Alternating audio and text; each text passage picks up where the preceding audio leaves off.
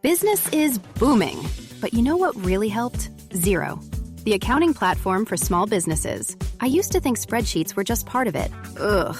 But real-time cash flow? Wow. Invoices that chase themselves? Even better.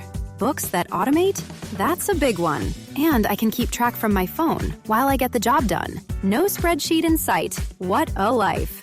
Do right by yourself and your business and search Xero for your free trial. Conditions apply. Business is booming. But you know what really helped? Xero, the accounting platform for small businesses. I used to think unpaid bills were just part of it. Ugh. But batch payments? Wow. Automated accounts payable? Even better. All in one place. That's a big one. And I can keep track from my phone while I get the job done.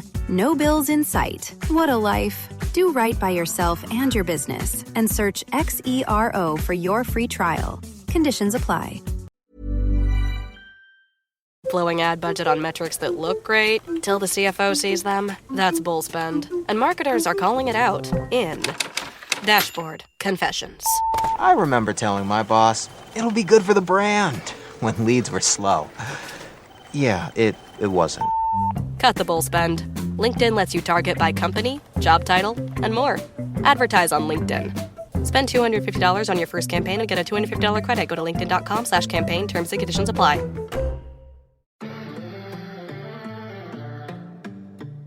Hello, everyone. This is Kathy Hackle, your host for Tech Magic, the podcast where we talk about all that is happening in technology, from gaming to fashion tech to avatars to AI drama and everything in between. I am thrilled to be joined again by my guest co-host, Lee Keebler. Lee, how you doing? How was your long Thanksgiving break? Oh, I think I'm with that guttural was very real. I'm gonna be full until I think Christmas. Until the next big meal. Yeah. It's turned into this holiday where it's like you have your Thanksgiving, but then all of your friends want to have Friendsgivings, and it just keeps going. Yep. I gotta lose some friends. It's just too much. Oh my gosh. I love that though. That's great. And did you stay in Portland? We did. And it's been normally this time of year, like the weather is crap. Like that part of the whole, it only rains in the Northwest is kind of true during November, but it's been awesome. We actually went camping and we went to Seaside. Great weather then. Yeah, it's been fantastic. Yeah, it's been wonderful. It's awesome. Well, our weather was not as great in the DC area. It was still a little cold. A couple of days were nice. We had a really good time, really great time hanging out with the kids, did tons of activities. We were so busy, like it's not even funny. And I'll share some of the stuff that we did this weekend because it was super fun and it relates to one of the stories we're going to be talking about. But I will say one of the things I noticed on the socials this week was Kim Kardashian doing dancing to Crank That from Soulja Boy with her daughter Northwest.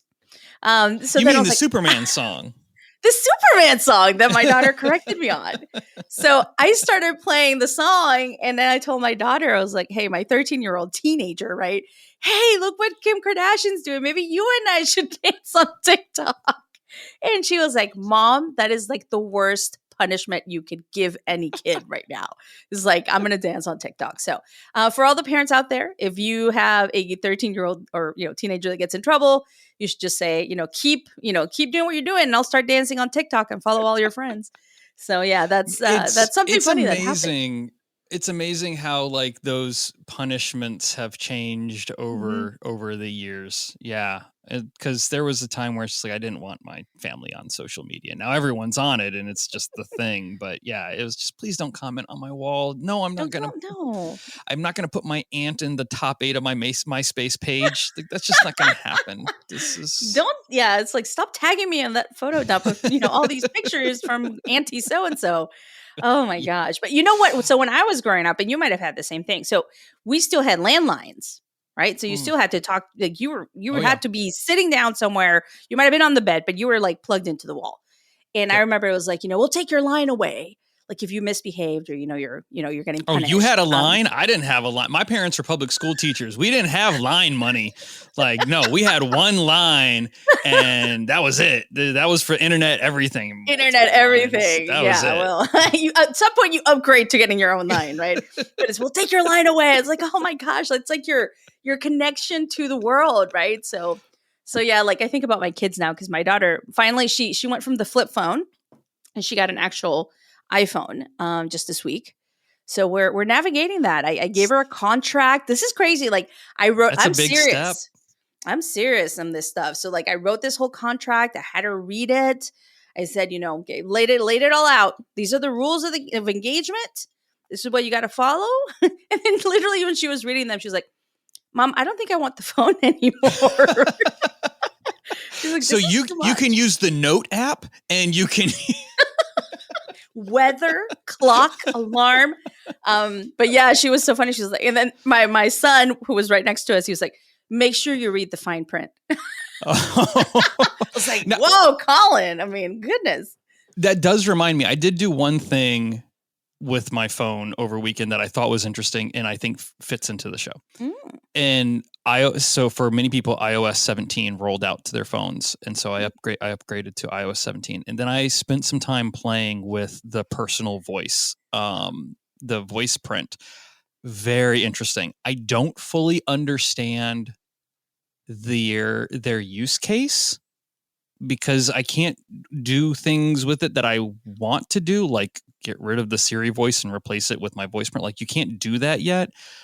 But as I talked with a few other people, I actually talked about this with my wife, is like, because she's understands tech in a way that I don't, coming from her marketing background, and she sees things that I don't always get in like my LinkedIn feed. Before you keep going, I do want everyone to know that I think Lee's wife is so much cooler than Lee. Like, she is. She's 100%. My favorite. I'm like, there's no, I'm not partial. Like, literally, she's my favorite. So anyway, I just want the record to show.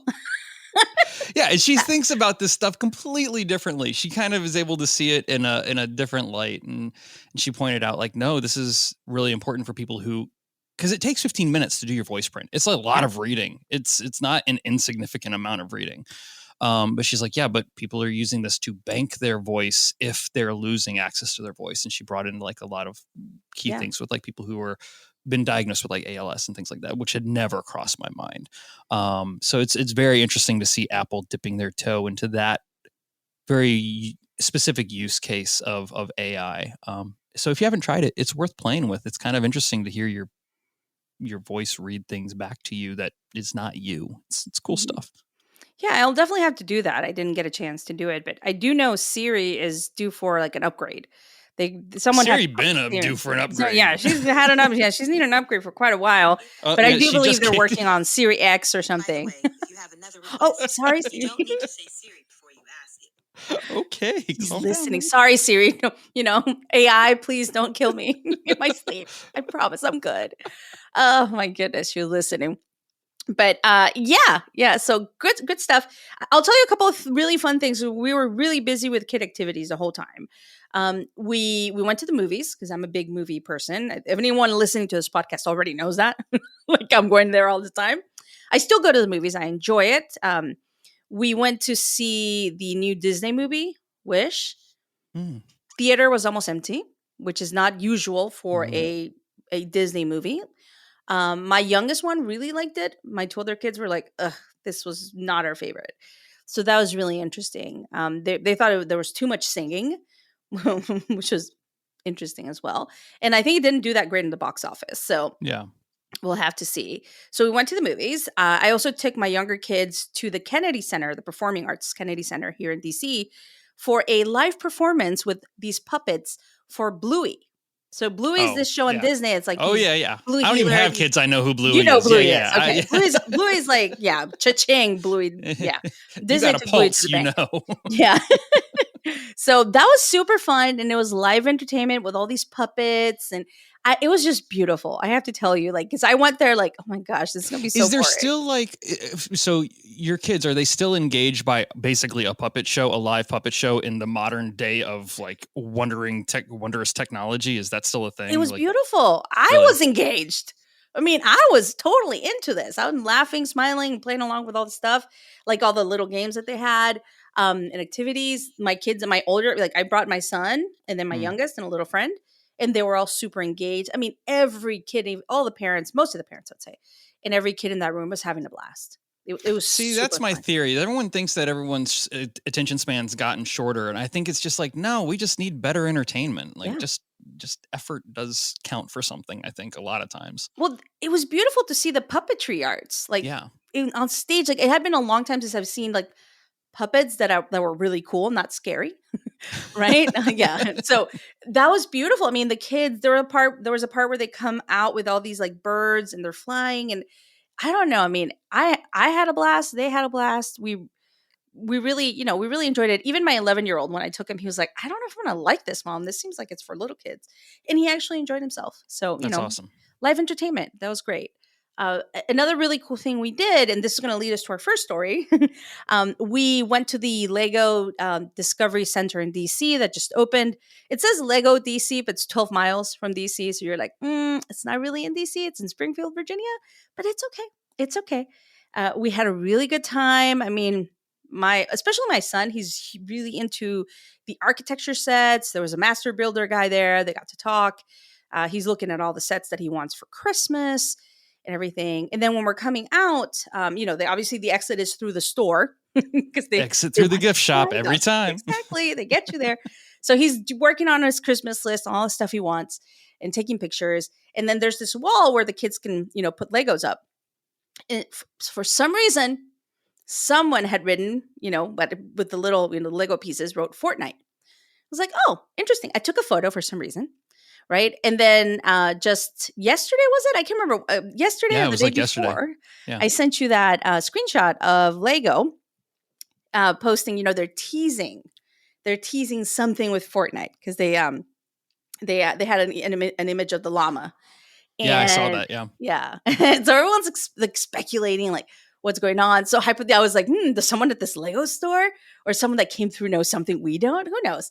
Maybe someone just really liked Fortnite and wrote it there.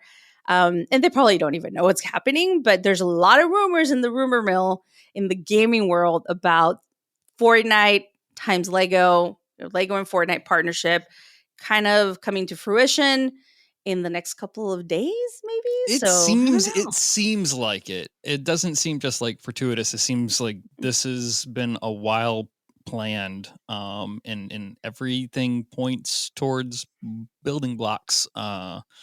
So it looks like they're building something, which is kind of just amazing because you've got Roblox and they got some back and forth beef with Lego, and Lego's you know what we're gonna do, we're gonna go to Fortnite, and I'm just here to watch it.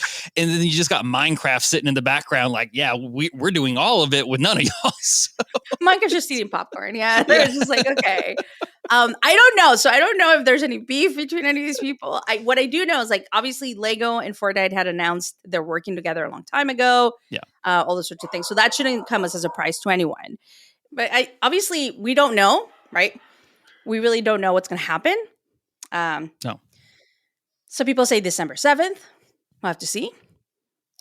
Be curious as to why where that number has come from. Like that's a very specific date, and I haven't seen too much pointing to that, but I did see it. Like, yeah, that does seem to be the date. I don't know where that leak came from, but okay, let's wait and see, I guess. Well, and there's some gamers, some Fortnite players are talking about it being a completely whole new game.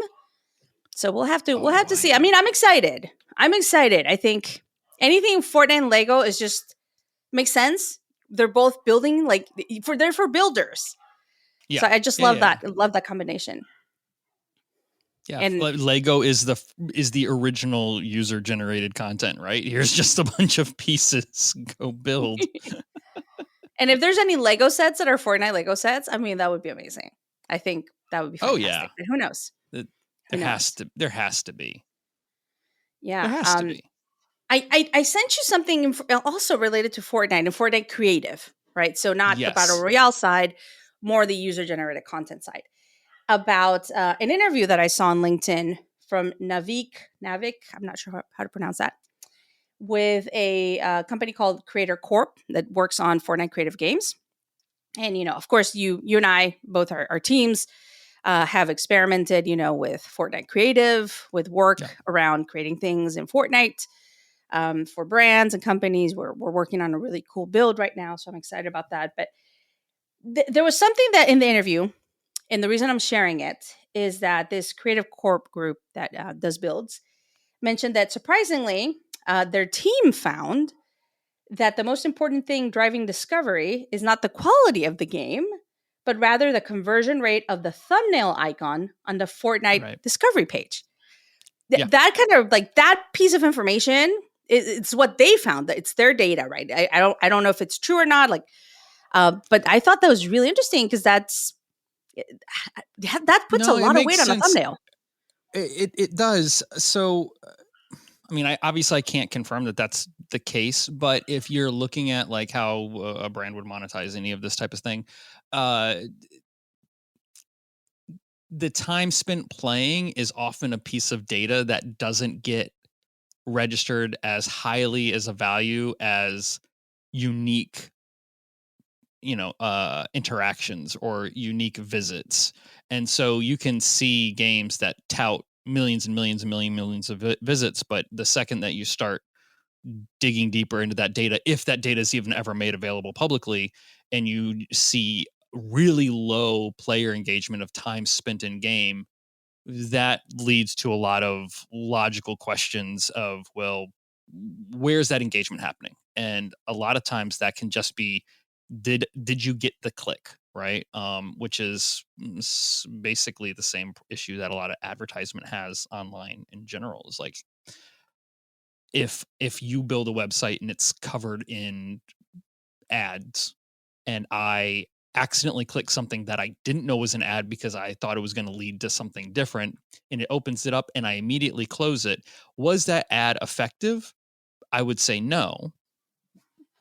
But are they going to bill for it? Absolutely. Absolutely, yeah. So, that's kind of, I think, very similar to what we're seeing in this particular space of like, depending on how a lot of these financial agreements are written between brands or even with Epic themselves, I don't know. If it's based on click-throughs, well, then that's where you're going to focus it. You can see this on a lot of platforms where you see people try to build really crappy worlds. Like they're basically cardboard cutout stands, but they rip off popular worlds facade or popular maps or just in the thumbnails themselves. And sometimes it's just trolling and kids being weird and goofy because that's what kids do. And sometimes you just kind of wonder, well, what's really going on here? And then I'm not pretending I have an answer, and this is how I've seen the industry roll out in the last couple of years. I just thought that piece of data, if true, right, it's a very interesting piece of information, right? And I think you're going to see, in my perspective, my suspicion is that in 2024, you're going to see even a bigger push from Fortnite for people to, use Fortnite Creative and create more and more user-generated content. I don't think that's a surprise to anyone, right? But I do think it's probably going to happen in 2024. So, yeah, and I'd like to see like more user tools available to be able to expand even further. And they've done a great job with implementing, Unreal into the engine. That just, to me, that actually took longer than it should have. But I'm glad that it's finally here because those are where you start getting into real building tools. There's still platforms out there like VR Chat that have infinite creativity because it's just like build whatever you want in the engine and build it. I want to see there really come about something like that for Unreal, which would be a lot of fun. So staying on the Fortnite train, I shared this news with you that I saw that Fortnite's actually launching a pair of glasses with Oakley. I think there's two styles. I'm not sure. Did I share that with you? Did I send that to you? No, I didn't see this. Oh, okay. So this is news. Yeah, they're launching, I think it's two styles with Oakley. And I mean, super fun that they're launching, fashion. Like, man, Oakley came back out of nowhere. that brand just like, I don't know what they did, but they were nowhere and then they came back hard. I've seen them everywhere lately. I mean, good on them. Maybe TikTok. Have you been checking if it's really hot on TikTok? Because I feel like that's where all the signs are pointing. I've never been on TikTok. Ever? Like you've never? Ever. I've Wow. never. I mean, I'm not like a super active user, but I have a TikTok account and I'll go there sometimes. Like, I'm not like on it all the time, but you've never actually been. That's interesting. Wow. Okay. And I don't know if I just like hit some like age bracket where I've just turned into grumpy old man who's like, that's for them kids. I don't need to go on the TikTok. It's not for me. Like, I don't know. But it's just not ever appealed to me. I just couldn't. I can't. I'm barely. I technically have an Instagram, but I don't take it's just not my thing. I don't know. I probably should do more with my Instagram. I just don't. Well, I think once you have your novel, you're gonna definitely, That's what everyone keeps telling me. They're like book talk's a big deal. I know. Well, you can always hire someone to do it, right? It doesn't have to be you. Yeah, that's good. It could be a young Gen Z alpha kid who does it for you. So yeah, one of your kids looking for a summertime online job. There you go. Oh my gosh! But speaking a little bit about TikTok, I was reading, and I shared this with you as well, that ByteDance is, major layoffs in their gaming division. ByteDance they're just facing it right now. And I don't really know what is going to come, because we even seen stuff from their hardware division, like the Pico headsets have had a hard year, and I don't know if they pull through or not. The jury's still out. We don't know. Let me be very clear. That's not a dig at Pico. I think they make amazing hardware.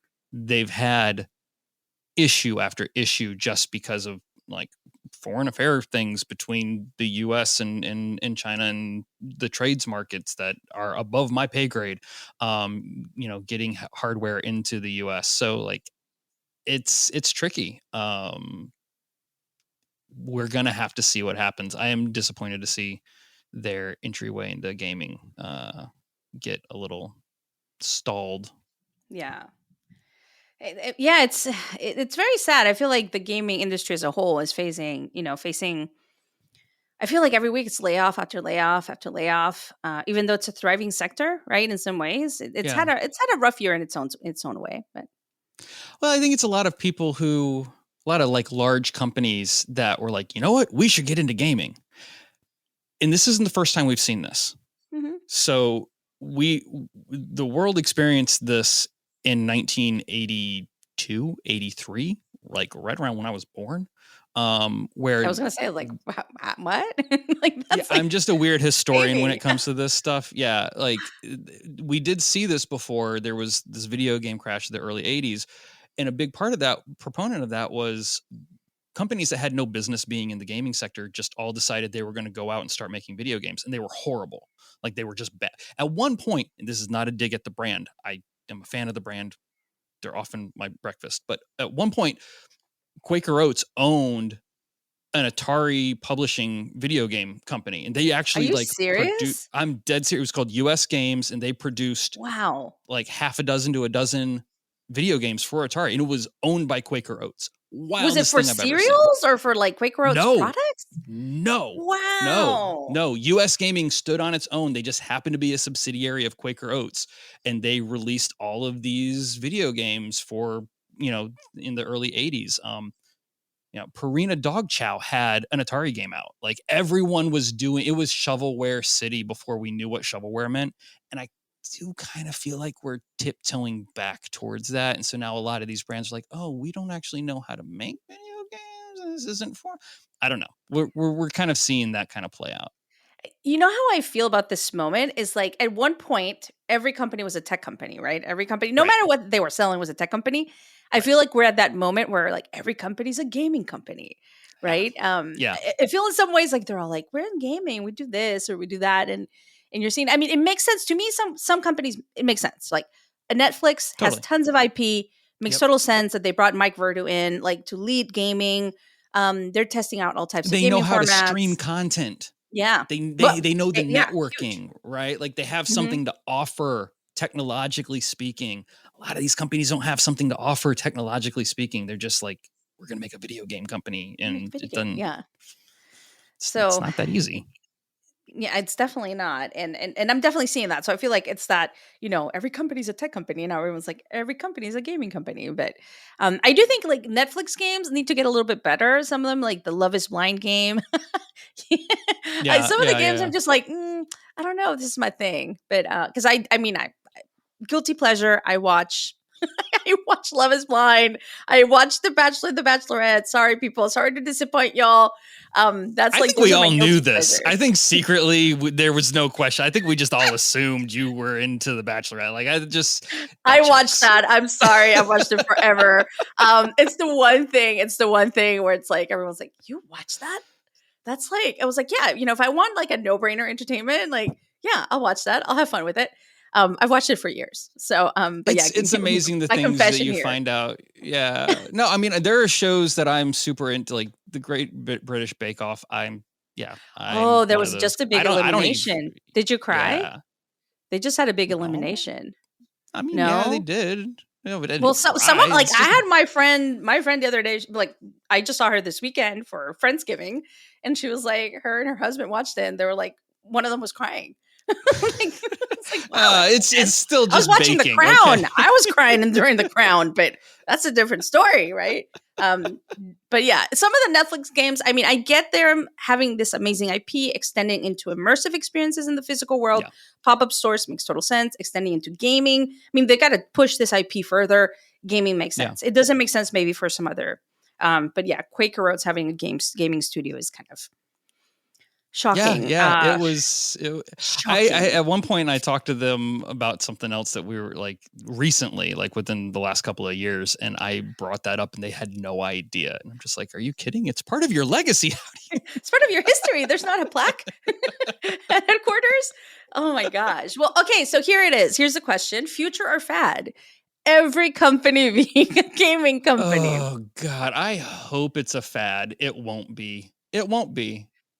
This is the dystopian, cyberpunk future we're all hurtling towards, because eventually they're like every brand's going to go to AI and say, make me a video game, and it will be great, and it'll be super addictive, and you'll never, And you'll never Yeah. leave the Quaker Oats video game.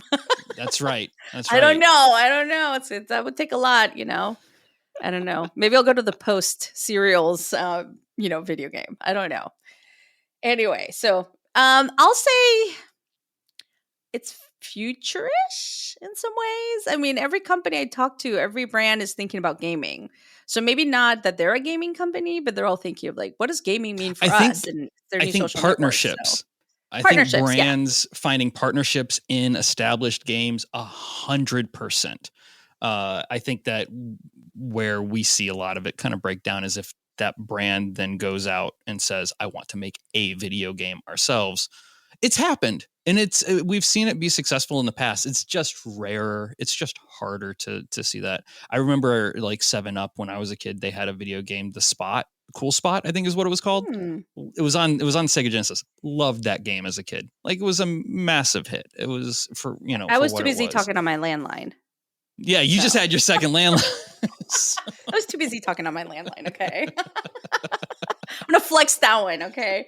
All right. So moving on, I want to talk about some like hardware news, stuff happening in this space. I feel like, lots of stuff happening in the gaming XR kind of scene. So a few things I wanted to talk about.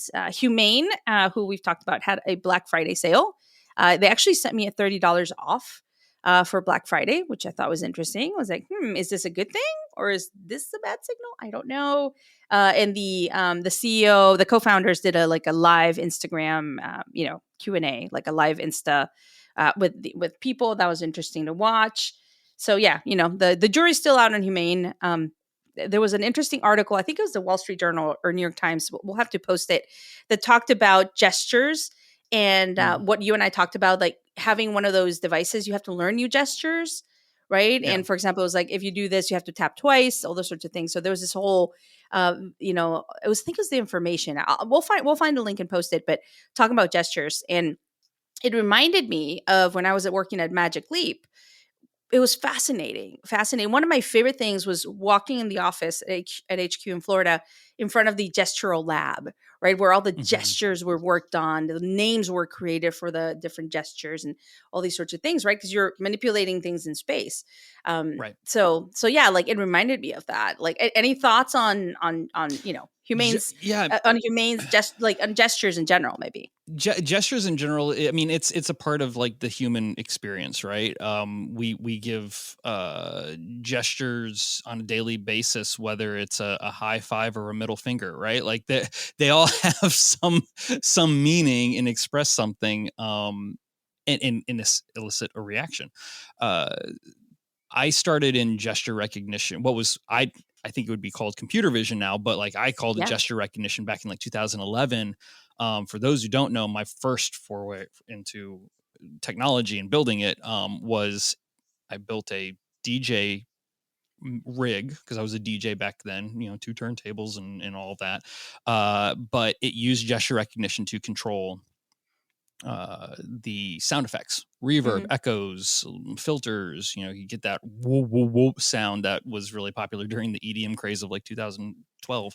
But it was very much like Mickey Mouse Fantasia. As I moved my hands, the whole sound changed to the point where people thought when they would go to a show that it was choreographed. Like there were that's running, interesting. Yeah. Because it was so, now it seems like, duh, okay, this is every day. But back in 2011, no one's doing this. So it was very mysterious and people weren't sure if it was real or not. I actually spent some time with Imogene Heap, an artist who some people out of the UK. She's super creative. Didn't she have these gloves where she did all this? She was building the gloves. Yeah. So, I spent a day with her, like going through her when she was first building like the prototypes of those gloves. We talked through that and how gesture recognition works, because I took a different approach, right? Mine was all based on effects and she was doing notes. And then we got into this theory about people thinking about sound on a scale and why the theremin doesn't really work as an instrument. Like it was all over the conversation map. With her. I mean, she's like an artist, but a philosopher she's a genius. in some ways. So yeah, I mean, yeah, my goodness, you want to talk about an amazing mind in the music and technology space, and she just keeps going. She came up in a conversation during a Thanksgiving hangout that I had, where a friend of mine just had a baby, and I guess Imogene came up with a song. I'll have to go look this up because this might be it's mathematically created to get babies to stop crying. Oh, that's a wonderful thing. and my friend swears by it. So like I need to go do, like, this conversation literally came up like last night. So I need to go do some research because it definitely sounds like a From the Fringe article that we need to do. So that's all I'm going to say about it. All of that to say, yes, I think that as things like the Humane Pen come out and we'll see other technology, new gestures are going to become secondary in nature, and was kind of part of the parts that worked with even like Google Glass with like the side scrolling and things like that led to tapping and being able to control on your earbuds. And it's just, how do you interact as simply as possible? And I think like Apple, for example, it's leading the way there on making it very easy. Always like have. The double tap idea and concept, making it as easy slide as possible. To unlock. Yeah. Slide to unlock. The early iPhone was nothing but gesture. Yeah. Because I'll be honest, like as an early HoloLens user, Microsoft HoloLens user, I hate the pinching. Like it got to a point, because for people that are listening, when you're using the HoloLens, at least one of the first versions, you had to do this little pinch with your fingers and like these gestures. And it got to a point where like my hand was just like, no, this just doesn't feel natural. I mean, those things are evolving and getting better. I feel Magic Leap was a little bit better on the gestures, right? And the gestures all had names, which was interesting. Naming them there's a whole architecture that goes into this world of creating these gestures. And so I think there's a lot there. The article that go ahead. Who I'm really impressed with when it comes to like trying to figure out these unique gesture situations. And I think we're going to see this when the Vision Pro comes out, because it's all gesture based, but we don't know what to expect with that yet. VR chat to prepare, I believe, and this is all speculative, but I believe it's to prepare for the Vision Pro, but also knowing that the Quest 3 has really great hand tracking. They have already implemented a completely gesture based system to going through their games, which means no That's controllers. interesting. Wow. And I was really questioning when I saw the Vision Pro first come out, like, how do you play a video game and traverse, a level, right, in 3D space, because you don't have joysticks? How do you? Yeah. No one wants to like run in place. We played with that in like 2016. It's horrible. Yeah. So Virtuix. I but- think that's what that was Yeah. called. A machine that you ran in place. Yeah. The big baby stroller that you strapped on, that was horrible. I'm sorry. It wasn't good.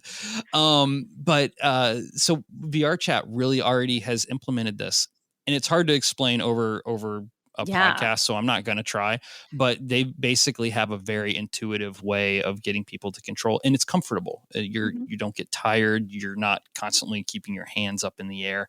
It's in a very good relaxed position where you're controlling basically as a joystick with your hand on one side, and you've got 5 or 4 different tap to do a function on the other hand. So there's it's funny where you're seeing some of this research come in. Some type of universal way to do the tapping where everyone does it the same, like just like a lot of us used to phone in the same way. That's got to happen at some point. In the article, the reporter was talking about how like he doesn't believe that gestures are going to work, that he doesn't use any of the gestures for his devices. But I think when you look at the future of hardware, an AI wearable that's coming, with spatial computing, mixed reality, like there's got to be gestures in there. It's a natural way to engage. So. I mean, these are the same people who said that they wouldn't abandon their Blackberries because who wants a phone without buttons, right? Like it will get there. It's just not there yet. I mean, it wasn't so long ago that touchscreens were basically sci-fi. And so we had to create, as technology changes, you get new ways to interact with those pieces of technology, new interfaces, new ways. I mean, the mouse was revolutionary, right, when it came out. I mean, they said touch tone phones weren't going to catch on like back in the rotary phone days. So I don't listen to those people. It's just you have to adapt. So one more thing related to that before I do Fad and Future related to gestures. I'll say this. So Vario, who's a Finnish company that's really, really advanced high-end mixed reality headsets, they just released the XR4, which is the starting price is $3,990. It's much lower than its predecessor, the XR3, which was $6,495. So when people complain about the Vision Pro, I'm like, Vario with a subscription. With a subscription. It's that number that you just heard with a subscription. I did. So I have demoed. I know the folks at Vario. They've got a headquarters here in DC. They actually invited me to a happy hour a couple of weeks ago, and now I'm like, man, I should have gone. They were probably demoing this privately. I didn't. I haven't demoed the XR4. I have demoed the XR3, which is amazing. I mean, the natural eyesight, like. I would normally need glasses sometimes to read certain little letters or something. When I wore the XR3, like I didn't need glasses. So when they talk about this new headset being as good as natural eyesight or better, I believe it. I've seen the XR3 before. Totally. I cannot wait to try the XR4. This is top notch and everything. Thoughts on Vario? Can they compete? We don't know until we see what Apple rolls out. Maybe in the high end, you got to get everything perfectly right, enterprise solution space. But even then, it's interesting when you start talking with a lot of these enterprise companies and really start boiling down what their problems are. It very rarely gets to a point where it's about fidelity. It depends. So Vario does a lot of work here in DC in defense. And depending, like if it's medical or defense, I could see why you would need need it to be very, very, very high fidelity, like 1-to-1 or even better, right? Yeah. Well, I've got a couple of things that I'm thinking of in the back of my head that I just can't say due to NDAs. I mean, is there a market for it? Yes, I think there's a market for it. Am I the market for it? Probably not. To be completely honest, and yes, I will get one because it's my job, but if it weren't my job, would I be in the market for a Vision Pro? Probably not the first one, at least. I think that this is definitely going to follow that pattern of very expensive, establish your developer base, and then release the one that is still expensive, but comparatively, you don't think it's expensive because good grief, the first one was Was so really expensive. expensive. It was worth it though. It's amazing. One of the most amazing devices I've tried. I mean, the Vario XR3, and I can't wait to try the XR4. So if my Vario friends are listening to this, please invite me to HQ. I will come over and demo that puppy. Talking about that, and I really can't talk much about it. I can mention that I'm going because I've seen people post about it on LinkedIn. But as many of you guys know, both Lee's team, and the team he's working with, and my team, Journey, we're all developing, exploring how to develop for the Apple Vision Pro, which is it's not easy right now. I have to say it's a pretty time consuming, interesting process to say the least. But my team and I, one of my engineers and myself, are heading to Apple Developer Labs this week. So I'm very excited. I won't be able to talk much about it, obviously, but I am truly excited to be able to do this. It's funny. I'll say this, Lee, before we go into Fatter Future. Whenever I talk to anyone, they know a lot about me, about my podcast and the content I put out. But I don't think they realize that I'm actually in the trenches, working on these things. I have very very limited technical knowledge, but I have some, and I'm in there trying to figure these things, right? Trying to figure out Xcode, doing all these sorts of things. So I'm not just I like being in there. I like building when it's hard. So going to Apple, I'm so excited. I mean, I went to Apple Park a couple weeks ago, but going to Developer Labs is just for me, a dream come true and a big challenge. So very pumped about it. I know you won't be able to say anything on air, but we're going to have a call when you get back. I want to know. Apple company in Cupertino. I'm not talking to anyone. Don't worry. I'm super excited though. I'm thrilled. We're working already with a couple brands and companies, and I'm all about the spatial computing revolution that is upon us. So anyway, before we head into spatial computing, which is going to be our next topic that we're going to discuss, let me ask you: is the future filled with gestures? Are we going to control our technology with gestures? Future fad or future or fad? Yes. Thumbs up, future. See, it doesn't go well on a podcast. It's going to happen. Future for me. That's like asking if emojis are going to be in the future. Yeah, for a while. Yeah, it just is. I don't know why, but yeah, it is. Yeah. Yeah. According to my kids, definitely emojis.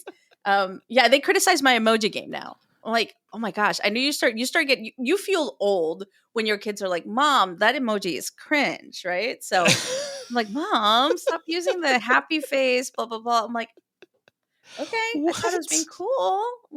Just take it back to the emoticons where it's just all ASCII text. That. They probably wouldn't even know what that is. They're like, Mom, what is that? What are these squiggly lines? What are you trying to say to me?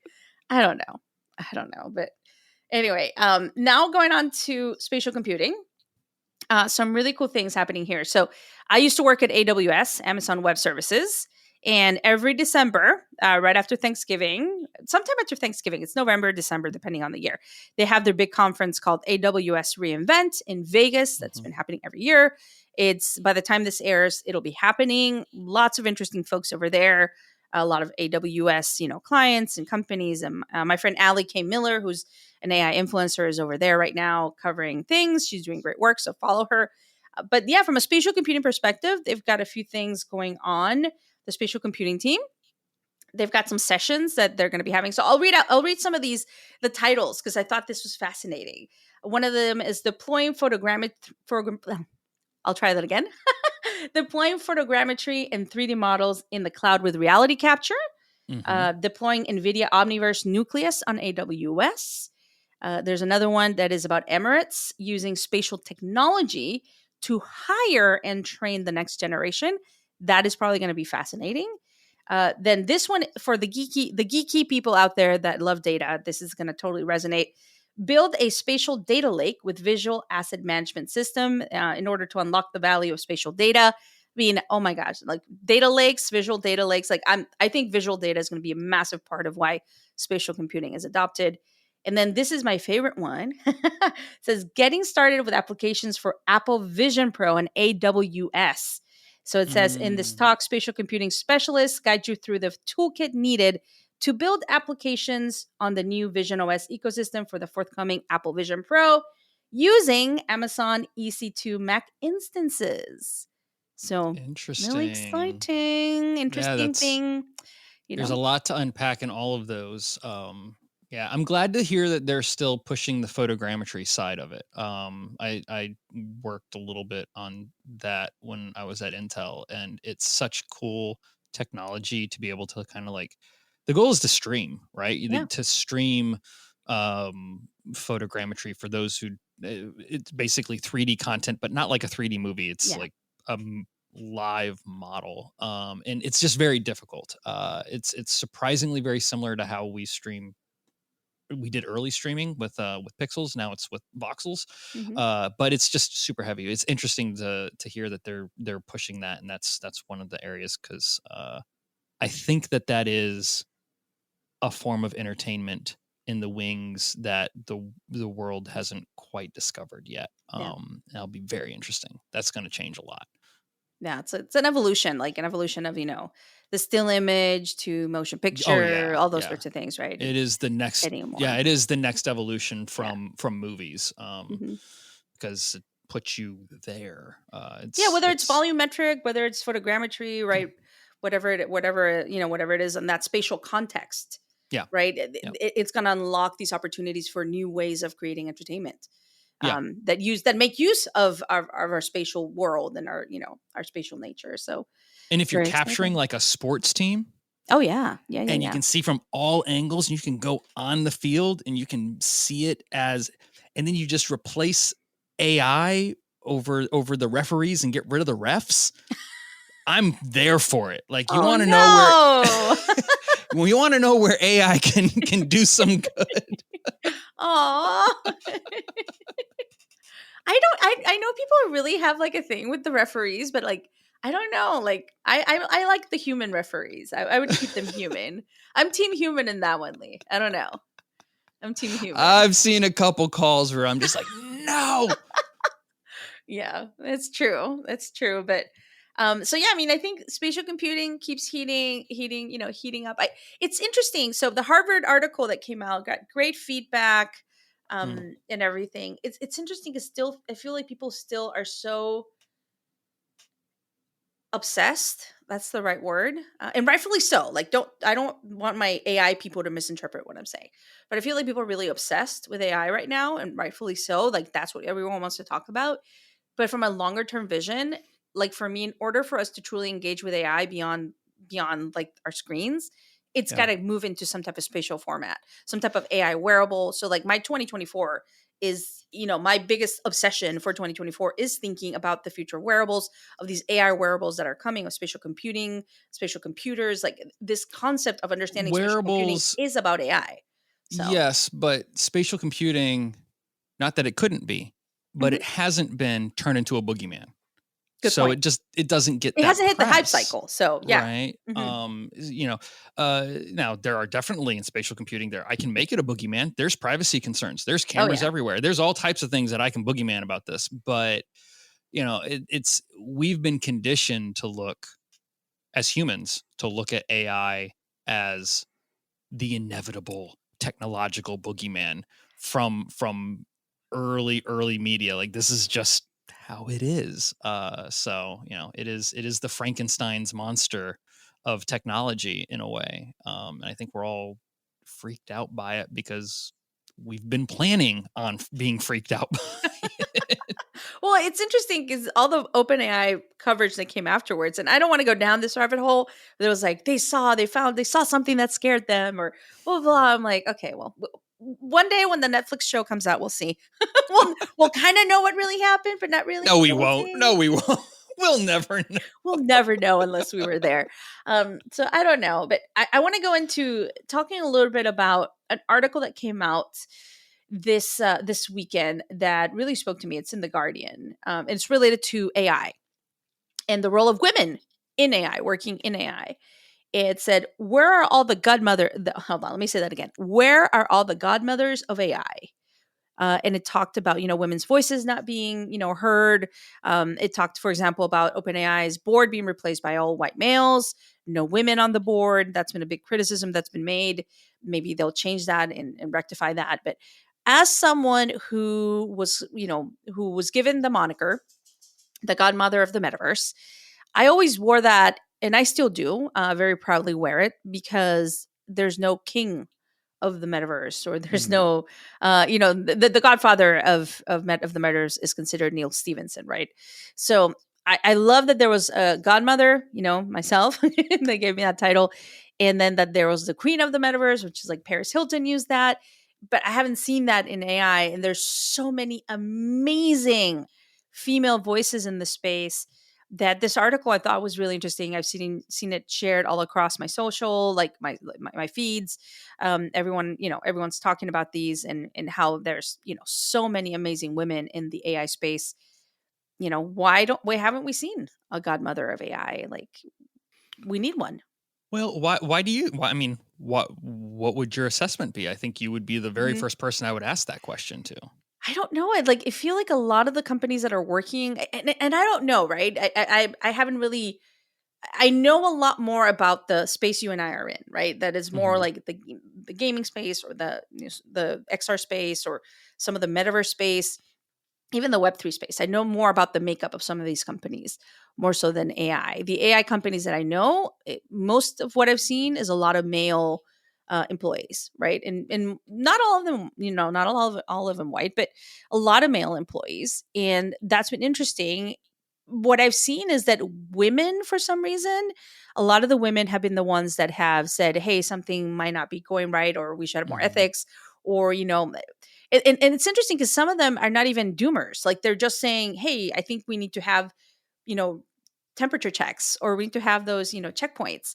It's not even that they're doomers. It's just that they're, I think, realistic and saying, hey, we need to check some of these things and see how they're going. So I don't know.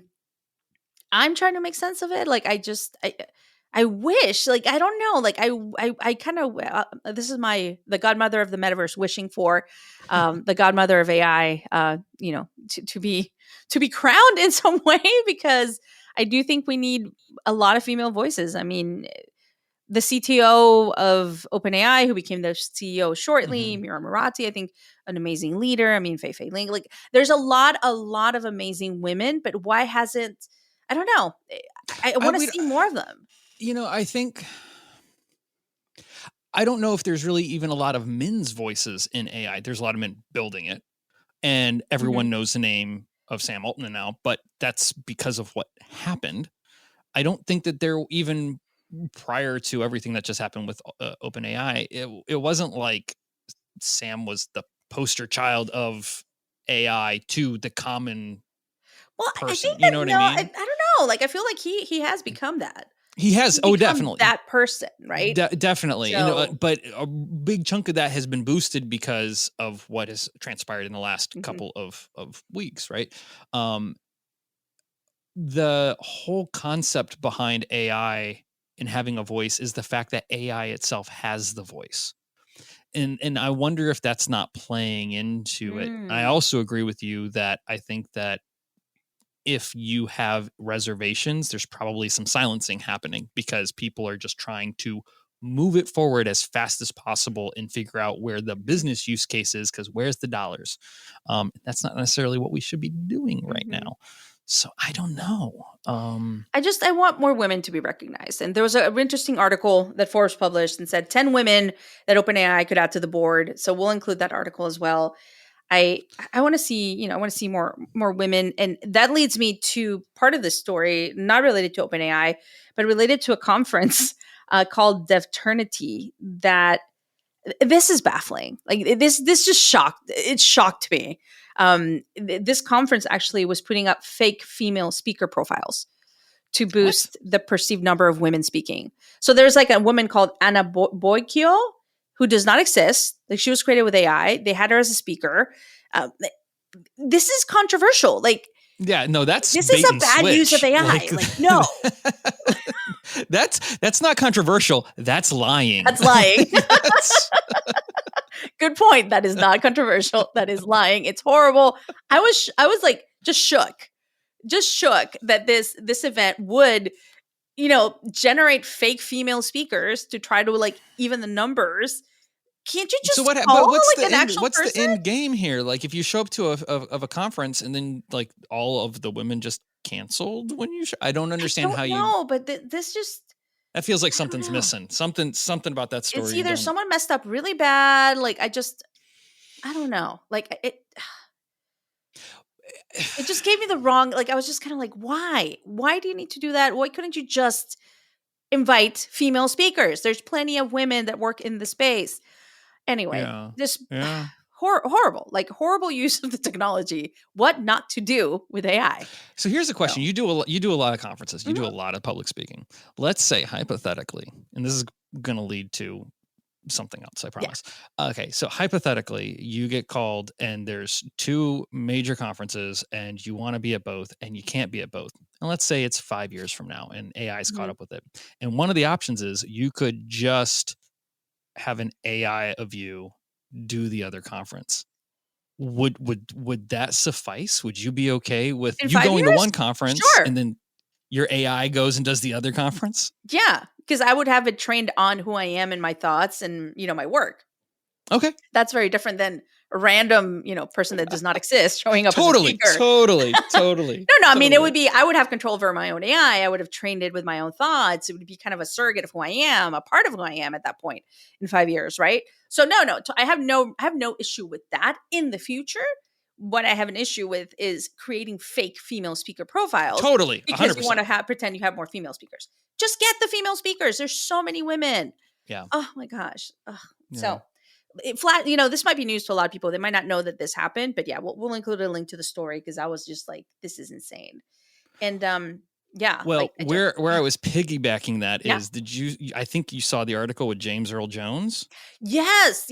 Tell folks about that. So evidently, James Earl Jones, who's the voice of my entire childhood, and also Darth Vader, as if anyone didn't know that, has agreed to allowing his voice kind of be voice printed for Darth Vader to continue on because he's gotten to a point where he's like, I want to pull back a little bit. And he didn't like officially say he was retiring or anything like that. But, and evidently he's already done this. This has been in play and we just didn't know it. At least I didn't know it. It was used for one of the Disney Plus, a series that had Darth Vader in it. That's James Earl Jones's voice, but it's not him. It's his AI voice print. And it's just one of those rare instances that we're starting to see where the artist is saying, yes, I see a use case for this. I don't want to do this anymore, but I will allow this to be licensed and you can continue to use my voice likeness now. Who knows what type of amazing deal that is because there's only one James Earl Jones. But yeah, that was one of those rare instances that I saw a personality, an artist, an actor say, you know what, I see positivity in this technology and we can come to an agreement for this. I love that. Darth Vader will continue. And that to me is awesome. No, I agree. So fad or future or fad here? Oh, it's 100% future. Yeah. We're there. I just as we were talking, I was like, wow, I could see someone training an AI to become a parenting app so that when a kid has to like get advice and you're not like, who knows, whether they're on the school bus. It's just it can go in so many weird directions. There's going to be so many strange new apps for this type of thing. Yeah, well, we'll have to see what happens. But I do want you to go and do some field work and find out about the Imogen Heap song and see if it. I will. I'll pull that crying. up. You should be like, can I come observe your child? Yeah. I'm very curious. I want to go look up this because my friend swears this song works. Like. That's amazing. I want more details on that. So we're going to too. go on break. But after the break, we are going to have an amazing interview with Zoe Skaman from Bodacious, a strategy studio. She is an amazing mind. I love Zoe with all my heart. And we're going to be talking about a lot about gaming, about community, about niches and everything in the multiplayer brand. It's something that she talks a lot about. So let's go to break. And after that, Zoe Skaman.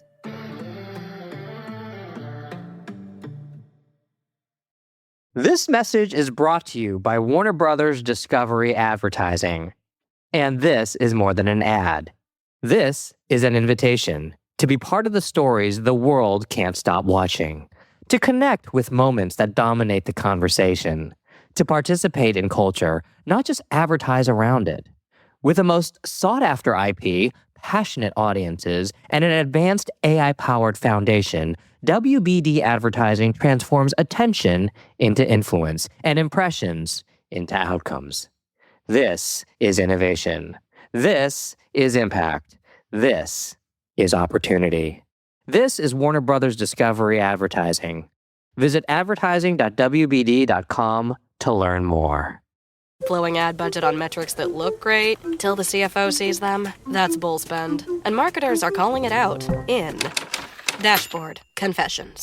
I remember telling my boss, it'll be good for the brand, when leads were slow. Yeah, it wasn't. Cut the bull spend. LinkedIn lets you target by company, job title, and more.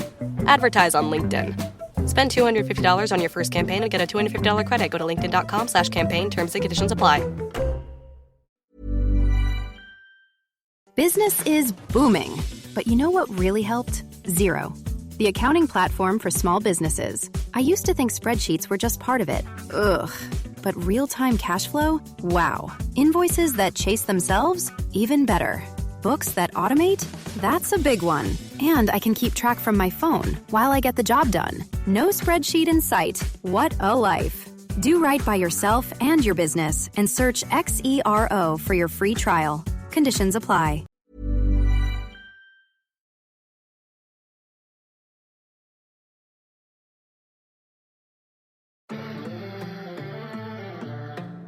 Now I am joined by my dear friend Zoe Skaman, who is one of the people that I find the most interesting out there, especially on LinkedIn when it comes to content related to community, to Web3, to the future of gaming, kind of where this is all heading. So Zoe, welcome to Tech Magic. Thank you for having me. Fantastic. So for folks, a lot of folks do know you, but there might be some listening to the podcast that, this might be the first time they're hearing about you and the work you do. Can you just give folks a little bit of an idea of who you are, what you're doing, what you're passionate about? Of course, yeah. So I've spent about 22 years working across innovation, brand, entertainment, sport, all of those different worlds. And over the last couple of years, I've been running my own strategy consultancy, which pulls all of those different threads together. So where I tend to operate most at the moment is looking at what's coming over the horizon in terms of emerging technologies, future scenarios, all of that kind of stuff. And I've spent a lot of time delving into the worlds of fandom and how that's changing, user-generated content, democratized creation tools, and all that exciting stuff to hopefully get a grasp on what our near-term future is going to look like. Fantastic. And I kind of want to start talking about one of the things that I feel like you're such a fantastic expert on. So you spent, like you mentioned, the last few years studying, generative fandoms. How are new creation technologies, such as AI and the gaming engines like Unity and Unreal impacting how, folks behave, how fandoms behave, and what they are building? So fan fiction, fan art, kind of the idea of fans as, generative communities has been around, forever. So if you look back to, the days of Trekkies, for example, they would write speculative fiction about how, Captain Kirk and Dr. Spock were actually in a homosexual relationship together and, all of the adventures that they went on. And so that kind of stuff has been around for ages. 50 Shades of Grey was born out of Twilight fan fiction, etc. What we're now seeing, though, is they are being given new creation tools. And so we are giving them generative AI, which is allowing them to not only think about new pathways into narratives, new character development, that kind of stuff at the sort of the turn of a fingertip, all the way through to new visualizations of what these worlds and these new characters and, their take on the fandoms might actually look like. And we've already started to see some of it. There was a brilliant kind of small project that was released probably about 2 weeks ago. And there was a young girl writing about Timothée Chalamet. And she had written a fan fiction romance all about Timothée Chalamet. But not only that, she had used DALL-E to actually then create images of herself and Timothy going about their adventures. So, having romantic walks on the beach, him meeting her parents, that kind of stuff as well. So we're now able to almost color in between the lines of where previously we would have had to make it up in our imaginations. Now we can see it. we can actually sort of feel it come to life in different ways. And the same is true of the kind of more, I suppose, world building creation tools. So things like Epic, things like Unity. And what we're starting to see, with things like Unreal Engine is people are able to kind of build these fantasy worlds. They're actually able to build, recreations, for examples of IP that they love, but also kind of put their own spin on it as well and allow others to then experience their vision, through their eyes. And so I think what we're going to start to see is more and more of this fan fiction stuff come to life. So we're going to see tangents on different IP. We're going to see, different stories come about, different character arcs in terms of what if scenarios. And it's going to be really exciting. The only downside is obviously going to be IP creators may turn around and say cease and desist, as they have always done throughout the history of fandom. But I also think there's going to be more and more of them opening up to the opportunities in this space and actually saying, where are these fans going to take it? Could there be, new nuances that maybe we haven't considered? Could there be real merit in allowing them to go on their own adventures and to explore their own narratives? And where could that lead us as IP owners in the future? And that's a really interesting point, because I just took my son a couple weeks ago to see the Five Nights at Freddy's movie. He's a big fan of the franchise, indie game. I took him and a whole bunch of his little friends. Like, they're all, Gen Alpha. They loved the movie. They were like, when's the number 2 coming out? Like, they were having all these theories and all these like tangents that they were going into. And it was just beautiful to watch that, right? To watch that kind of fan fiction being created right in front of me with the kids. So I love what you're saying, because I think that there is this moment where brands have been so used to saying, cease and desist, don't use my IP.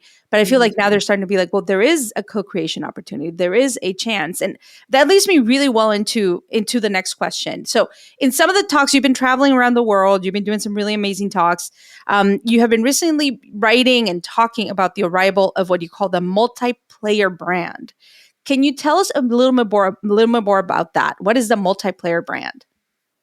So I think what we are starting to see with these new tools and with, a generation being trained on creation as play, is more and more of them are saying, I don't want to sit there and have a brand passively advertise to me or passively show me content that I'm supposed to sit there and enjoy. I want to be a part of it. I want to participate in it. I want toolkits. And, we're seeing that already happening in Roblox, for example, in Minecraft. We've got this generation of younger kids who are building as a form of play.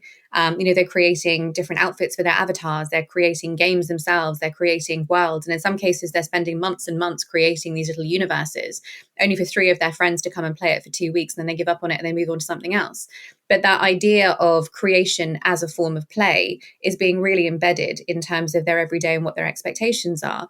And so when they come to become, consumers, so in their teens and their sort of, early 20s, etc., that expectation is still going to be there. They're not going to be able to sit there and passively say, I'm just going to watch something or I'm just going to experience something without myself actually having a role in it.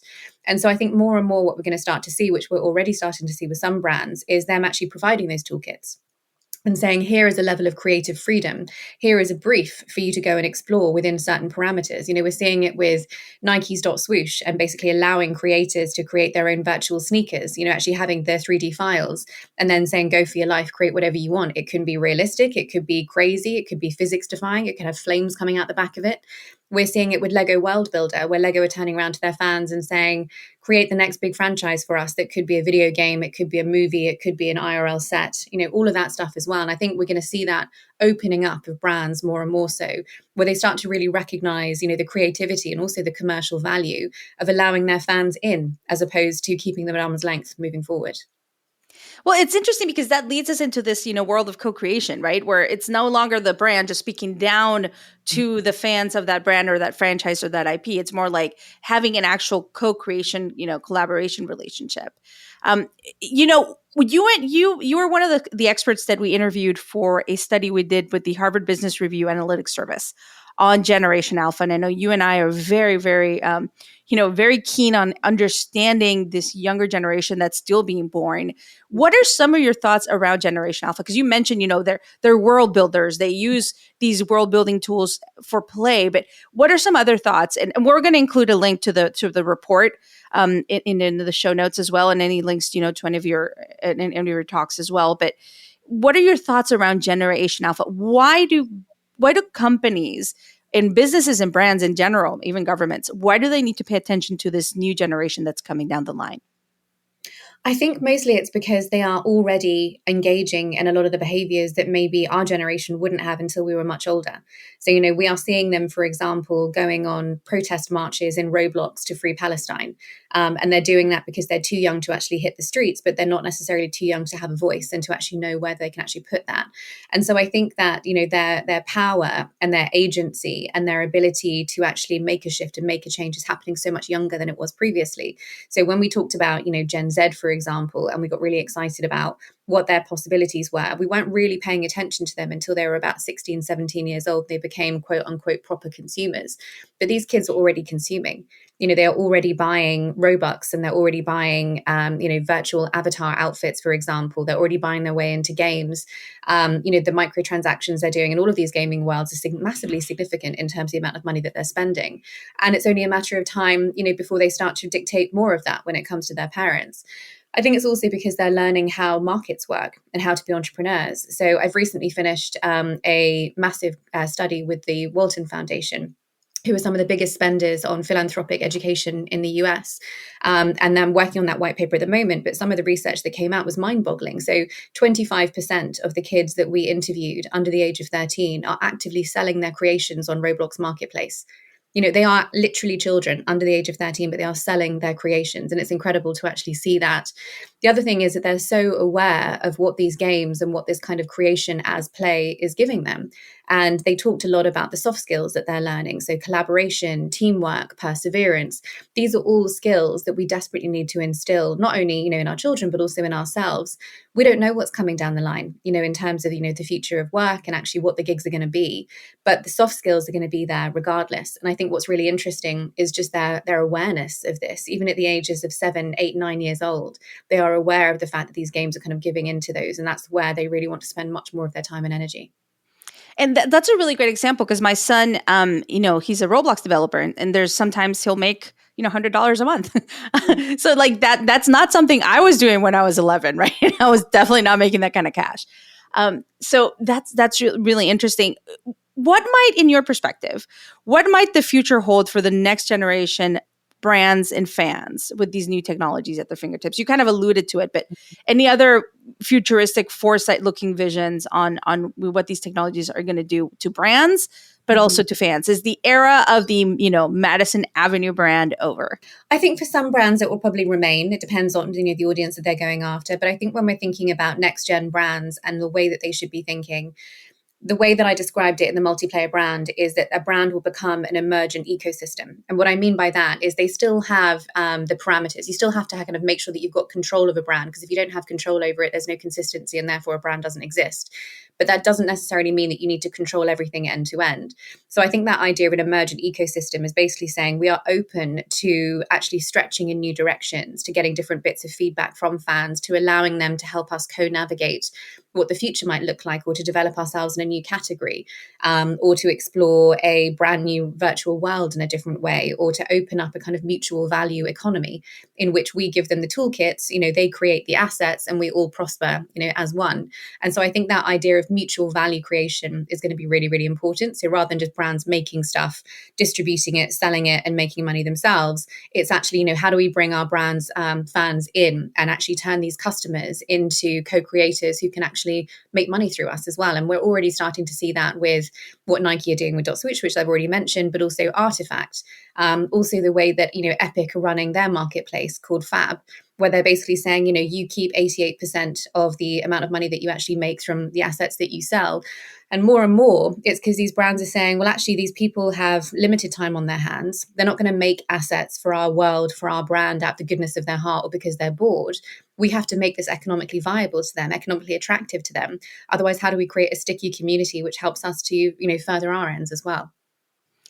It's really interesting when I look at the broader entertainment music industry. There's so many headlines and so much attention being put on Hollywood or on, on music. But gaming as a whole is actually bigger than Hollywood and music combined. Why do you think, this is something that's always baffled me, right? Is why do you think that in general, the business world is not taking gaming seriously when 1 in 3 people labels themselves as a gamer in the world? So any thoughts around that? I think being brutally honest about it, it's because the executives at the top who are making those decisions as to where to invest their time and energy are not themselves playing video games. And if they're not in those spaces, if they're not experimenting with Roblox, with Fortnite, maybe if they don't have children that are playing it, or if they do, they don't sit with them and actually kind of see how these worlds are unfolding. They therefore have those blinkers on, which is, well, I'm not in it personally, and therefore it doesn't exist to me, and therefore it's a niche. Which I think is such a shame and also such a missed opportunity as well. I mean, yes, they're exposed to entertainment. Yes, they're exposed to music. But I think in terms of what's happening in innovation with business models, with fandom models, with world building, with new technologies, it's all happening within gaming at the moment. And if you're not paying attention to that, I think it's a really big miss. Yeah. And I mean, gaming is culture. That's, I had a very, like, my son is very much a gamer and I'm very immersed in that world. So like, I'm always hearing about all these new games, and it's interesting to see how his generation embraces, gaming. Not so much like the giant franchises they do, but they are about user generated content. They love indie games. Like, they will support these indie games. So it's really interesting to kind of look at that. So Zoe, we're coming towards the end of the interview. Is there anything that you're really interested in right now that you think people should explore? I mean, you've put out some amazing content out there. Anything that you think folks should be reading or should be looking at as they think about the future of fandom, the multiplayer brand, like you mentioned? What kind of resources do you think they should go hunt for? I think first and foremost, it's about getting into those spaces. As I mentioned, if you're not in those spaces, you can't see them existing. That doesn't necessarily mean you need to go and buy yourself a console, but what you can do is you can buy yourself something like a Backbone, clip it onto your phone. It's less than $100, turns your phone into a mini console, and then you can dive into Gucci Town, or you can go and have a look at Vans World, for example, and just see how other brands are executing in this space and why they're so unbelievably popular. So I think, that's kind of first and foremost. I would be paying real attention to what's happening at the moment in terms of the economies and the communities that are being built around Unreal Engine, but also, the likes of Roblox as well, because without people building on their platforms for their platforms, these businesses cannot grow and they cannot exist. And this is kind of almost the beginning of, the dreaded M word, the metaverse, that everyone seems to have hyped up and then killed. I don't think it's dead at all. I think it's absolutely still growing. And I think it's, again, very, very short-sighted for people to kind of go, oh, it's over. When we're actually really in the nascent stages. And actually, Tim Sweeney, the founder of Epic, had a brilliant tweet a couple of months ago when he sort of said, let's have a massive morning party for the 600, million people, for example, taking part in the metaverse on and off. And so again, I think we just need to be paying attention to that and seeing how they're actually unfolding. And I think with these new economies, these new ways of giving people creator tools, giving them autonomy and license to explore their own narratives, their own ideas, that essentially is giving us a new blueprint for what a brand could be and should be in the near future. I love that. And this leads me to like my last question, truly my last one. I could talk to you for hours, but basically, a lot of the work I'm doing right now, or a lot of the time I'm spending on spatial computing, thinking about the Apple Vision Pro, the post-smartphone future, right? There's the Humane AI pin that comes out November 9th. There's all these things about what comes after the mobile phone. What are your thoughts around, this post-smartphone future? Any thoughts around it? Yeah, I think, what we're entering into is what people are calling ambient computing, which is this idea of, essentially, the metaverse or computing being able to be used in any context and almost not necessarily noticing that you have a device that is doing some work for you in the background, whether it's wearing a pair of smart glasses, for example, and you simply just sort of saying, find me an organic pizza restaurant in my vicinity, or, remind me to pick up the dry cleaning when I'm home, or give me a recipe based on the stuff that I've got in my fridge right now, or looking into the mirror that might have a device built in saying, my skin looks shit today. What's the best makeup look for me to go for? So that idea of, ambient computing is computing coming into our everyday to such an extent that it's not noticeable, but it's leveling up our quality of life or our quality of knowledge or our ability to connect dots in different ways. And I think that's a really exciting thing to look out for, whether it's smart glasses, whether it's the Apple Vision Pro, whether it's some sort of, cochlear implant, God knows. But I think that really paying attention to the fact that we're going to be moving away from screens into something that feels more all around us, I think is going to be something that probably will happen in the next 5 to 10 years. Fantastic. And for folks that are listening to this and want to, read your content, connect, what's the best way for them to find you and connect with you and get your content? Probably the best way is on Twitter. So it's just at Zoe Skaman on Twitter. And I've got links there to my Substack, which is incredibly infrequent at the moment. But I'm trying to kind of put more stuff out. But it's just about finding time while trying to consume all of the stuff that's happening in the world. Thank you so much for being on Tech Magic. Thank you for having me. All right. So that was an amazing interview with Zoe, who I think she's fantastic. She's brilliant. I think the idea and the concept of the multiplayer brand is on point, and yeah, just I think brands need to evolve in their thinking, especially when it comes to community, when it comes to approaching Gen Alpha and Gen Z and co-creating, collaborating. Lee, any thoughts on how you see the future of brands? Because I think brand as a term is evolving, whether it's the multiplayer brand concept or not, but just in general. Yeah, I mean, especially when it comes to gaming and multiplayer experiences, and you and I've had many conversations about this. I liken it back to the Future. One of my favorite all-time movies. All three, the entire trilogy is great. But what makes that series work is there's so many brand placements that don't feel forced, right? Like, what would Back to the Future 2 be without the Mattel hoverboard or the auto lacing Nikes, or the Black & Decker pizza maker that was a dehydrated Pizza Hut? Like, it was the DeLorean. Or the DeLorean, or any of it, right? Like, there's so many little brands that, even in like where they go back to the Wild West, there's a Frisbee brand for the Frisbee. So I just watched all three with my kids, so I love it. But it is that a tasteful brand placement that makes the reality of that movie series real. And I think that is often what is missing in video games. I can't tell you how many times I go into a video game and you see that knockoff Coca-Cola label on a can of like Coke of soda, and it's just fake cola sitting in there, and it's a power up, and you need it, and you're like, what a missed opportunity, and this feels very out of place. And I'm gonna get people who disagree with me on that, but I don't see it as advertisement. I see it as brand placement, but I also see it as a highlight of those games becoming more recognizable as real life, right? Like blurring that line. So I think there's a tasteful way of doing those type of things without it just being like a big billboard in front of your eyes. Well, and I think just like the brand world, the ad world, they're evolving and changing. Like the old playbook out the door. The days of Madison Avenue, like the Mad Men days, long gone. This is going to change a lot. So anyway, our producer, Lily Snyder, is not feeling well today to do the Dispatch from the Fringe, so she won't be joining us for that. She did send us a story that we're going to share very briefly about a Spanish agency that has this is what it says. A Spanish agency became so sick of models and influencers that they created their own with AI, and she's raking in up to $11,000 a month. So this is an agency called Clueless, based out of Spain, that created an AI influencer called Aitana. She's like a 25-year-old AI model / influencer. They're, booking campaigns. Sometimes she's bringing in like $1,000 a month. It says created with just enough imperfection to look real. She does look very beautiful, right? But it's very interesting that was their take, right? I thought she was real until I read the article, and I didn't like on the headline with the picture. I actually didn't put it together until I read it. I just like, this headline doesn't make sense. Oh, that does make sense. It makes a lot of sense. Yeah. Because it's one of those areas where it's like, this does not have a hint of Uncanny Valley. Even AI pictures of people still have that, like, I don't know, there's like a tone to it that you can still tell if you've looked at enough AI images to be like, yeah, that's a really good looking picture. It's like, it's almost too polished. Yeah. You know what I mean? It's even like with Little Michaela, because I follow Little Michaela, Shudu.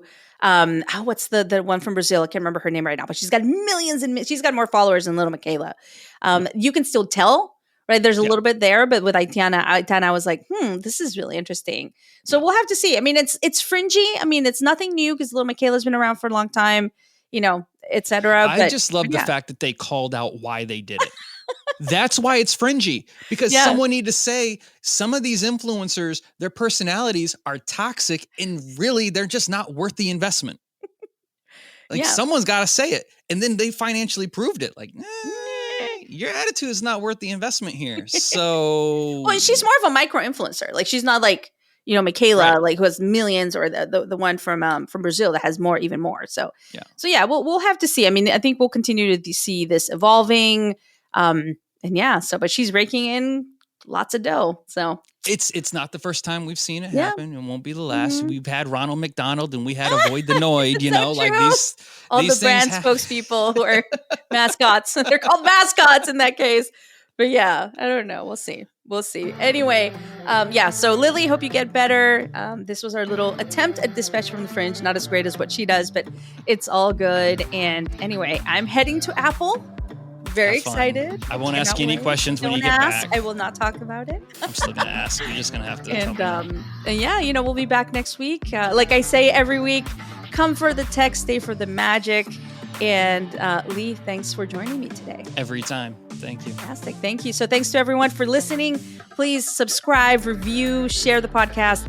We're thrilled for all the feedback we're getting. And we'll be back next week with some more amazing stories and some more tech magic.